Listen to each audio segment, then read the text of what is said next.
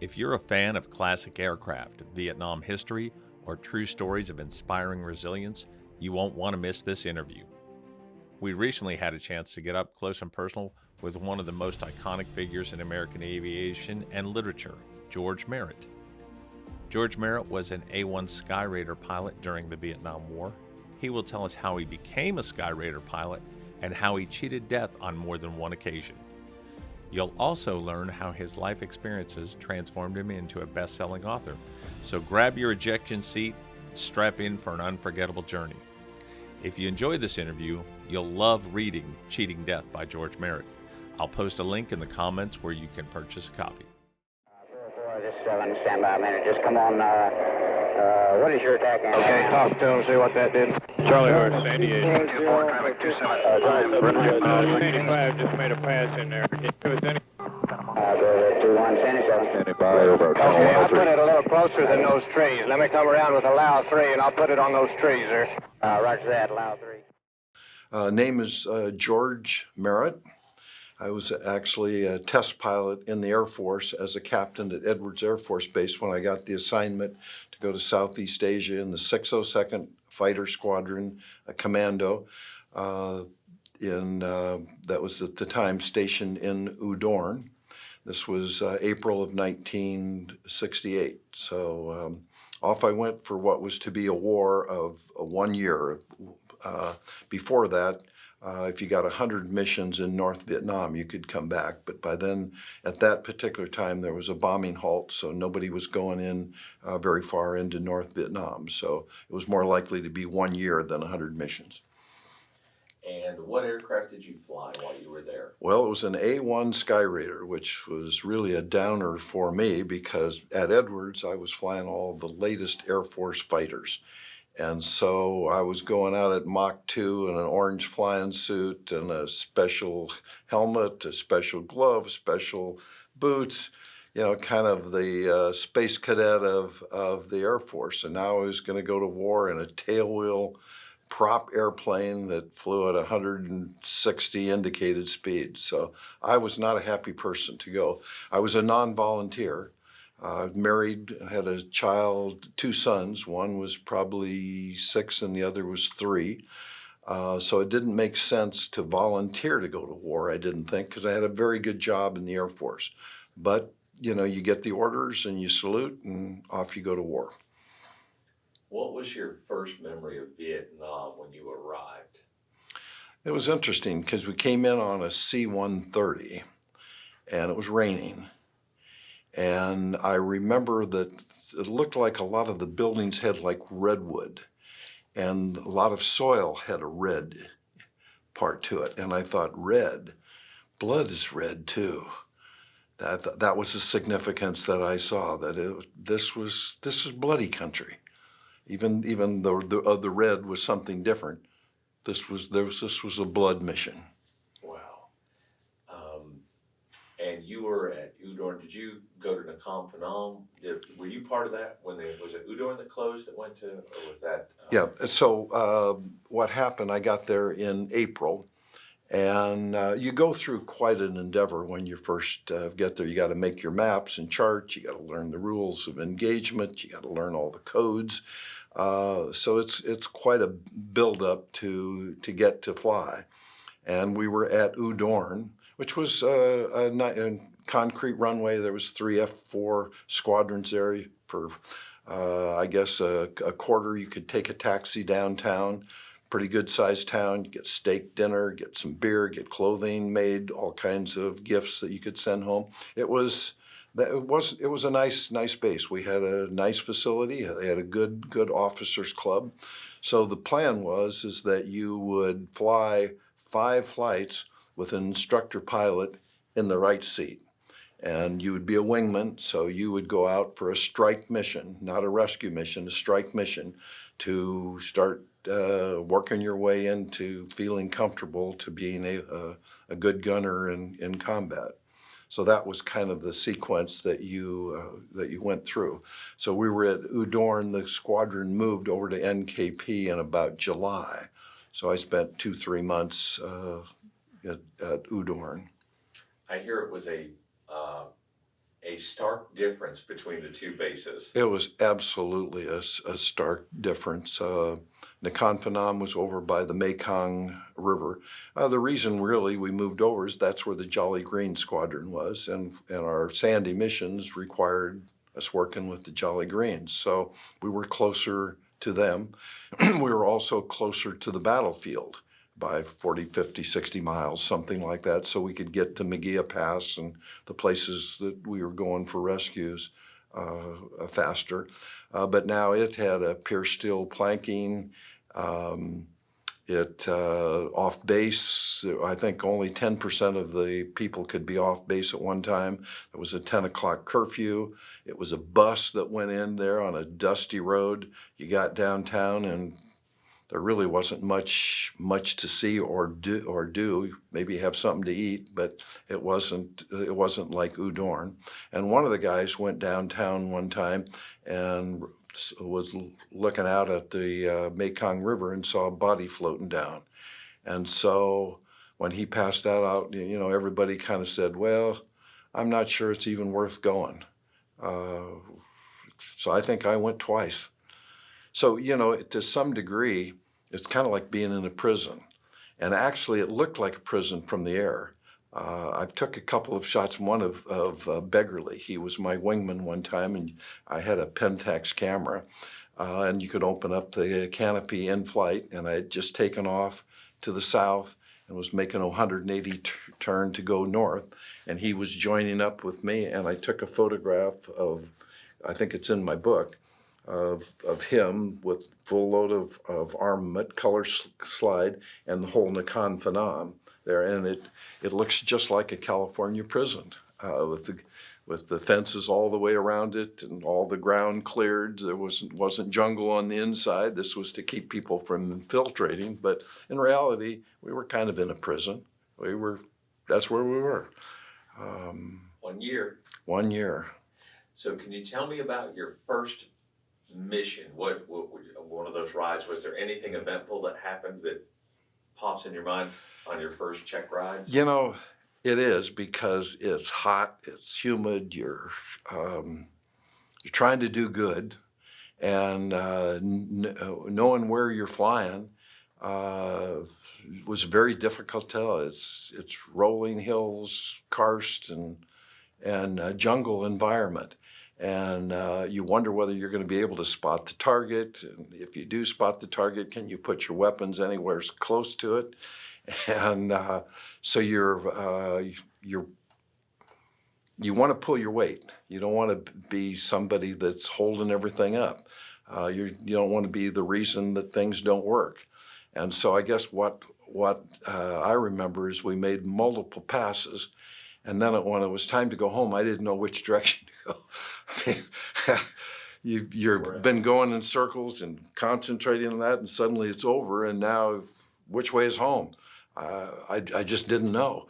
And so it's kind of, again, an unnerving feeling to not know where you're going. I don't think people understand the terrain and the vastness of the triple canopy jungle and the karst.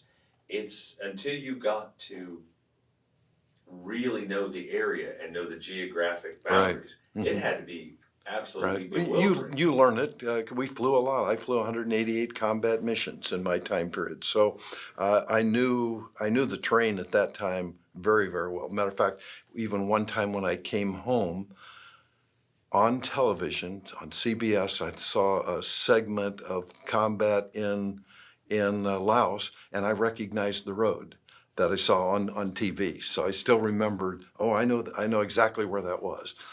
So it's a learning experience. You get better and better, kind of like sport, on being on a team. Pretty soon you are all starting to work together. Takes a while. Can you tell me about your first SAR mission? And can you define SAR and CSAR for folks so they understand? I see on your shirt we've got CSAR. So I know what that is, but can you go ahead? Well, SAR is search and rescue, and this actually has to do with my first rescue, and I'll try and make it short. So the way that it worked was that you become a strike wingman, Then after the 5 flights, you're solo. You're the only one in the airplane, and you fly with your lead. Then after so many missions, you could move up to now becoming a rescue wingman, and eventually a strike lead, and then the most complicated thing would be to be a rescue lead. You're running the rescue. Well, I had flown enough flights that I became a Sandy wingman, and the Navy A-7 got shot down in a place called Chapone, which was a very dangerous place. I'd never been anywhere as close to that. And I was a Sandy 4. So 1 and 2 led the way, and Ed Leonard, who was Sandy 7, I was Sandy 8, we escorted the helicopters to a safe area into an orbit. And within just a few minutes, Sandy 1 got shot and headed home, got hit in the engine, and his wingman went with him. And I remember seeing him fly back to Nakhon Phanom. It was just a speck in the sky. Sun had already set, and you could see smoke coming out with a golden glow of sunset. And on the ground, you could see the burning wreckage of the A-7. So now my lead, Ed Leonard, is now in charge. Just the two of us, we leave the helicopters and go in. I'm flying above him, and this has become kind of a hot area because now one airplane's been shot down, one's been shot up. So the idea was to bring in some jets. So my duty was to talk with the airborne command and control, find out which flights are coming in, what kind of ordnance. So I'm writing that down, banking back and forth, and suddenly I see an explosion on the ground and another parachute go into the trees. And so I called Sandy 7 with no answer. And then I realized my lead has been shot down. I am the only one left. There's now 2 guys on the ground.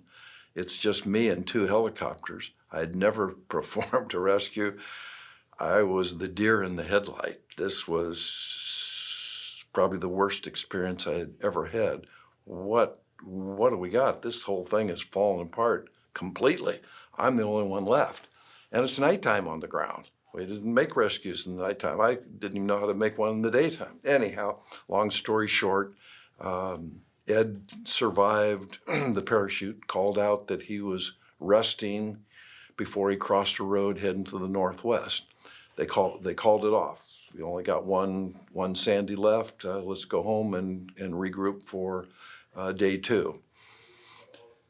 So I was involved with day 2. Now I moved up to position 2, and still four airplanes, and we headed out. Well, the first day was totally clear, just not a cloud in the sky. The second day was crappy day, all kinds of rain and everything.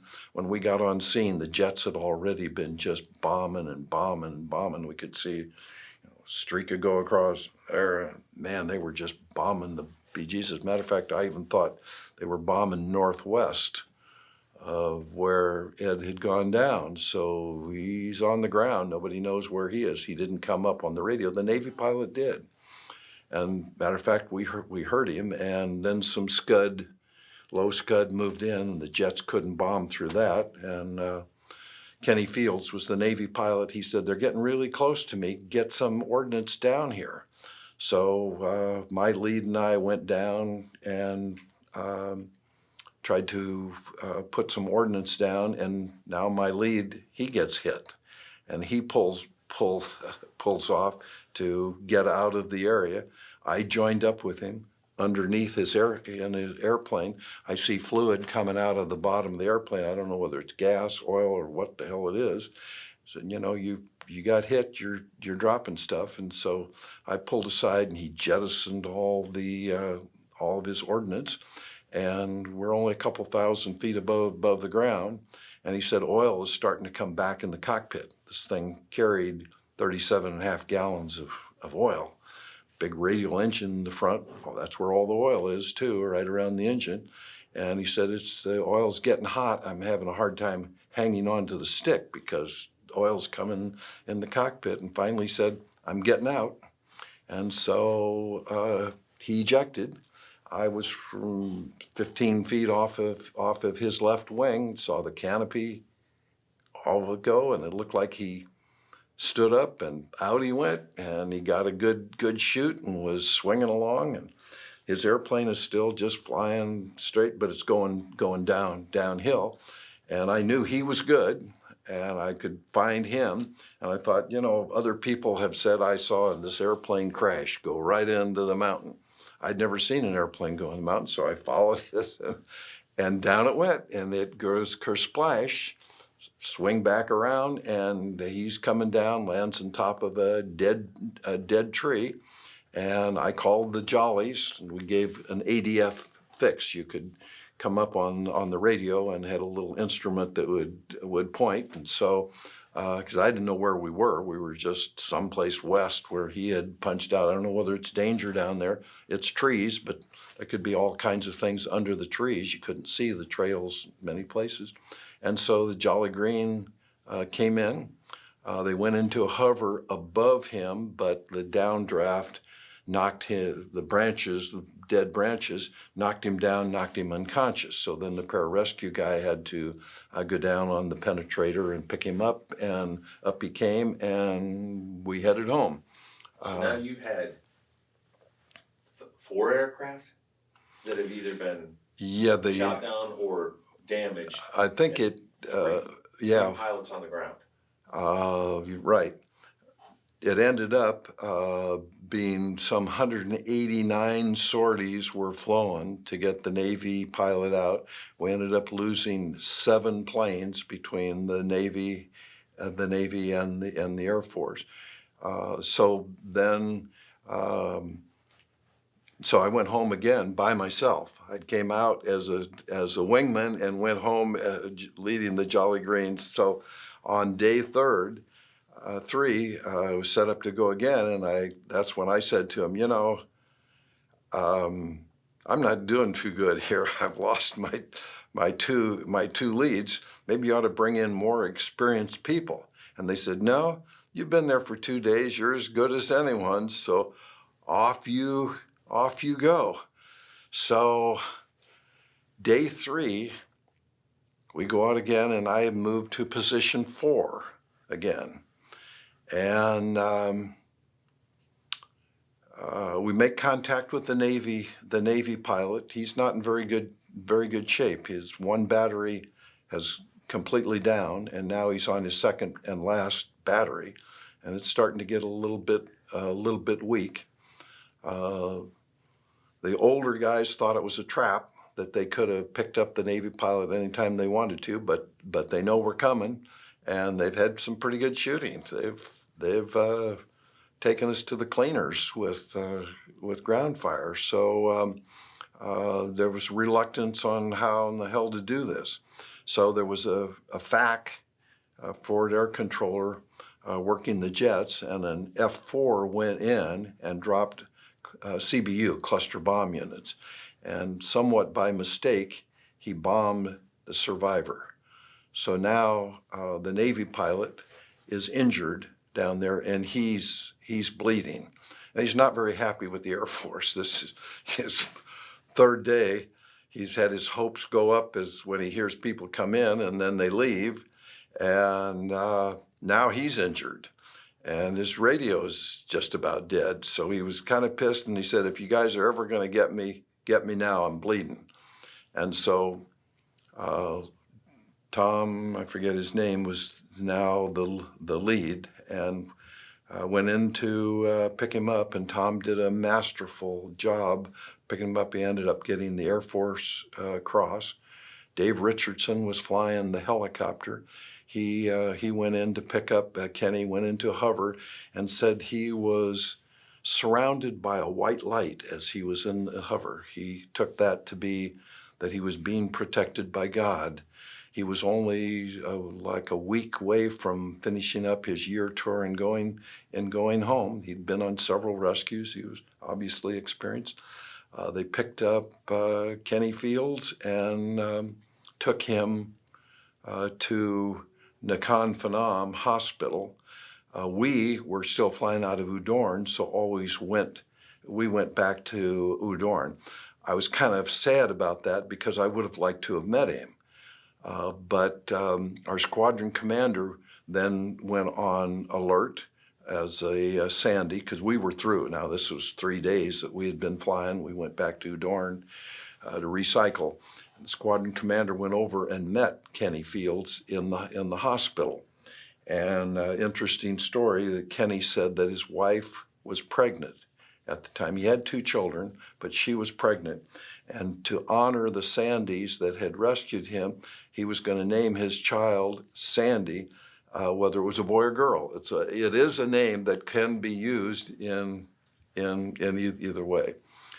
He didn't, but that's what he said. It's a long story because I still keep in touch with him now. 50 years later, we've done many, many things. That is fantastic. It's a long story. That's one of the questions I always ask. Did you ever get a chance to meet? Oh, absolutely. I mean, so really, the interesting part in one respect is then when got back to Udorn, the big question was Ed Leonard. We hadn't heard from him for 3 days. What in the hell happened to him? We weren't concerned about Kenny. We'd rescued him. He was somebody else's problem. And so Ed was a very experienced aviator. He had flown for a full year and then decided to extend for 6 months and would give him some time off. He also didn't like the assignment. He was going to go into B-52s, and he didn't want that. But if you extended, then you get 6 more months of combat and another assignment. So you're kind of back in the fishbowl and get another one.